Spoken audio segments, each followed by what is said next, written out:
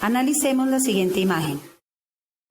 Como vimos anteriormente, en todo nuestro entorno se ve reflejado el lenguaje y los niños crecen en este contexto. Podemos verlo en el entorno social, en el entorno cultural y en el entorno académico. Y en todos estos factores se ve incluido el lenguaje. En las primeras prácticas que se ve enfrentado el niño con respecto al lenguaje, tienen que ver en la parte oral. Y esas se ven en tres formas: lenguaje oral, gestual y señales. Y esto le permite construir una voz para ser activo entre una vida social mientras llega a la Los niños en su interacción reconocen la cultura escrita. Todo este encuentro de los niños con todo este sistema escrito lo lleva a que se pregunte, a que explore. Por eso nosotros decimos que el niño empieza a explorar y empieza a indagar con todas esas preguntas que él necesita saber para poder aclarar sus inquietudes. Y esto lo lleva a que conozca esas características de un sistema de escritura debido a todo lo que observa. Por eso, nosotros como maestros tenemos la función de crear didácticas o tener estrategias que sean llamativas para los niños para que tengan esa comprensión de ese lenguaje escrito.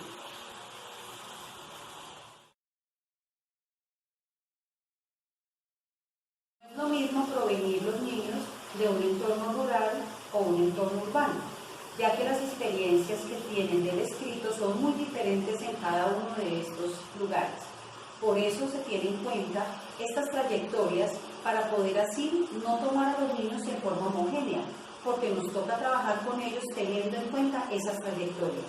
Siempre es importante nosotros como maestros identificar esas trayectorias para que así podamos aplicar esas estrategias dinámicas para poder lograr que el niño se integre fácilmente y tenga amor y tenga atracción por el aprendizaje del lenguaje escrito.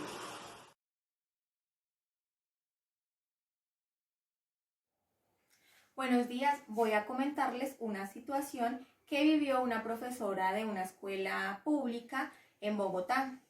Tenía asignado un grado transición. En ese grado habían 30 estudiantes y ese grupo era muy diverso. Vamos a ver que tenía 6 niños que no distinguen entre el dibujo y la escritura, 8 niños que reconocen que dibujar es diferente a escribir, 6 niños que estaban explorando con la hipótesis de cantidad y variedad de grafías, 4 niños que estaban ya en la parte silábica, alfabética, y 6 niños que ya tenían una escritura convencional. Entonces, la docente pudo descubrir, pudo identificar estos grupos de niños, estos 5 grupos de niños, a través de situaciones de indagación para darse cuenta cuál era el recorrido que los niños tenían frente al lenguaje escrito. Teniendo en cuenta estos grupos diversos de estudiantes que encontró la profesora, entonces lo que ella hizo fue pensar en la construcción colectiva y colaborativa del conocimiento. ¿Qué hizo ella? ¿Cuál fue esa estrategia? Ella pensó primero en que los estudiantes debían interactuar entre pares, que debían ayudarse, que debía uno jalonar al otro. El que estuviera más avanzado o que su recorrido frente a la escritura fuera más avanzado, entonces iba a jalonar, iba a ayudarle a aquel cuyo recorrido pues era más corto. Entonces lo que hace la profesora es hacer 5 grupos de trabajo y en cada grupo de estos incluye los diversos estudiantes para que cada grupo quede conformado con un nivel distinto. Esta propuesta que hace la docente entonces es pedirle a los niños que hagan una tarjeta, un afiche para un evento que ellos van a realizar. De esta manera los niños pues van a hacer un trabajo colectivo.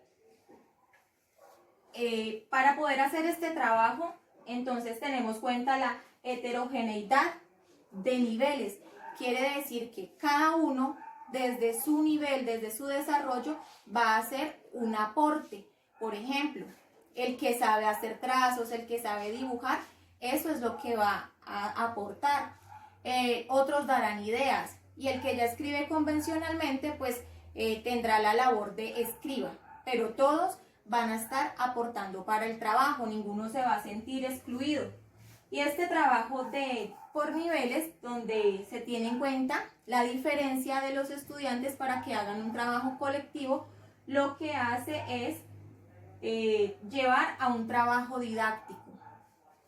A través de esa situación, la propuesta que hace la profesora es dejar de lado lo convencional, que son los trazos, las transcripciones, copiar, en donde el niño que tiene un menor recorrido con ese contacto con el lenguaje escrito, pues se va a sentir frustrado porque todavía no tiene esas destrezas. Entonces, en este trabajo como tal, él va a estar incluido, va a sentir que hace parte de un grupo, y esta situación que los incluye a todos, los reta, les exige, y a medida que va pasando eso, entonces el niño que todavía no tiene conciencia de que un dibujo es diferente a escribir, al ver que otro compañero ya está escribiendo, que se acerca a lo que es el alfabeto, a las sílabas, entonces entre todos van a ir generando unas hipótesis, van a crear preguntas, y de ahí van a sentir la necesidad de escribir para poder comunicarse, para poder expresar sus ideas. Para generar esta propuesta, esta situación, la docente pues tiene en cuenta la teoría de Emilia Ferreiro, la teoría psicogenética. ¿Para qué nos sirve esa teoría psicogenética? Para comprender los momentos por los que va pasando cada niño en su proceso de exploración con el lenguaje. Pero esa teoría nos sirve para tener un estado inicial. Pero vemos que este no es el único criterio, ¿sí? No nos podemos quedar ahí para poder hacer una situación solamente con la teoría. Es cuando entra el criterio del docente. Vemos que esta docente pues tiene un enfoque diferente para salirse de lo tradicional, lo que les comentaba de los trazos, de las transcripciones, de las copias, y va a buscar que la lectura y la escritura pues tengan una función social. Es por eso que con esta situación que ella propone, busca la interacción, el trabajo colectivo, busca que se generen hipótesis, que se haga la producción del texto con una función comunicativa. Esta situación que la docente diseña, entonces está pensada desde una perspectiva didáctica. Recordemos que la didáctica es la disciplina que guía el diseño de las situaciones de enseñanza y aprendizaje en el aula. Y pues no se queda solamente desde una teoría del desarrollo, sino que va más allá, teniendo en cuenta una dimensión social y cultural.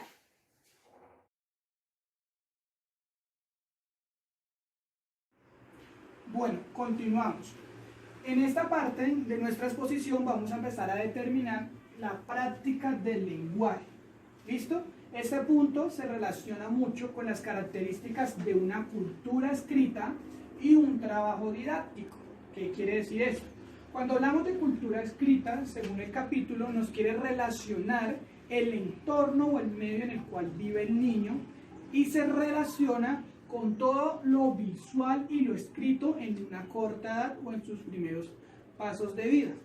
También el trabajo didáctico lo relacionamos como el complemento o la estructura que las instituciones educativas trabajan con ellos para ser guiados. Entonces, es así que la práctica del lenguaje se complementa con la cultura escrita y con el trabajo didáctico. Entonces, para poder interpretar y poder comprender a profundo que la expresión social y el medio cultural son factores primordiales en la práctica del lenguaje. ¿Qué quiere decir? Y nos apoyamos en la parte teórica. Hablamos del señor Beatty de 1998. Él nos dice que en la edad primaria o en la edad inicial, el niño, esta etapa se llama géneros de discursos primarios, que es el proceso donde él presenta una vida social, ¿cierto? Su entorno lo relaciona con la cultura, que es donde él nace, donde él se desarrolla, donde su medio por el cual las expresiones de sus padres, lo que él escucha, lo va relacionando y va adquiriendo y va absorbiendo ese medio. Entonces, lo social también tiene que ver su vinculación a la escuela. Es entonces la vida social un factor determinante según el punto de vista de la teoría de Beatty. Entonces, partamos de algo elemental. Desde que el niño crece y desde que el niño elabora su proceso inicial, se van a presentar dos factores, que son los gestos y las señas, como un medio de que el niño quiere comunicarse, ¿cierto? Pero si el niño respectivamente genera su proceso de crecimiento, va a llegar al momento donde se llama el discurso, según Beatty, que es el modo por el cual el niño hace un ruego, hace una plegaria o pide atención a sus padres. Ahora, no es un discurso complementario, no es un discurso en su oralidad, sino es la manera por la cual se comunica. Entonces, el discurso lo relacionamos con la vida social y este discurso se aumenta según los colegios, las fiestas y su vínculo social. La vida social lo que hace es complementar la práctica del lenguaje. No solo los colegios y las fiestas, sino el espacio que comparte con sus amigos, el espacio que comparte con su familia, alguna reunión que tiene con la familia. Todo esto el niño lo relaciona como práctica del lenguaje y es también el medio por el cual él aprende. Ahora, ¿qué función cumplen las escuelas o los colegios en la etapa de los niños? En esto nos enfocamos según el uso correcto de hablar. También lo tomamos como las posturas y la cortesía en perfeccionar el trabajo de los niños. Entonces, el uso correcto al hablar y el proceso de postura y cortesía se lleva en el momento de la lectoescritura, en el momento de que estas prácticas se incrementan en las escuelas y en los colegios. El niño ya tiene un conocimiento previo sobre la cultura, sobre lo social y se relaciona con las prácticas del lenguaje. Un complemento principal también que debemos tener en cuenta es el proceso de narrar y escuchar en las edades primarias de los niños. Por ejemplo, el espacio donde los abuelos y los padres le leen a ellos, donde ellos también pueden narrar sus expectativas, sus historias de vida, es un proceso al cual ayuda a la práctica del lenguaje. Y nos apoyamos según la teoría de Olson en 1998, donde dice que los diferentes textos, los diferentes argumentos escritos y visuales que el niño presenta en contacto es un apoyo para la práctica del lenguaje. Entonces, este proceso que lo hacen donde él escucha, donde inclusivemente él puede también narrar y contar sus historias, lo que hace es complementar lo que aprende en la cultura, lo que aprende en el medio social, lo que aprende en las escuelas y lo que aprende en casa. Entonces es así un complemento según el punto de vista de Olson. Es así que según la teoría de Kalman en el año 2000, dice que el complemento como práctica del lenguaje lo relaciona como aquellos avisos publicitarios, aquellas notas, listas de mercados, aquellos letreros que ellos en su entorno, en salidas familiares, lo van a relacionar. Y eso también, según este punto de vista, ayuda a la práctica del lenguaje. Es entonces que la vida social y cultural del estudiante lo que hace es crecer y poder modificar su aprendizaje. Y la escuela lo que hace es complementar ese uso correcto al hablar y el escribir. Para concluir, debemos tener en cuenta que nosotros como docentes debemos implementar estrategias, metodologías para poder determinar y aprender de que el niño es un mundo diferente, que el niño necesita poder llegar al conocimiento pero de una forma práctica. Entonces, como docentes, nuestro reto y nuestro compromiso es que las prácticas del lenguaje sean algo novedoso, algo nuevo y muy importante en la vida de los estudiantes.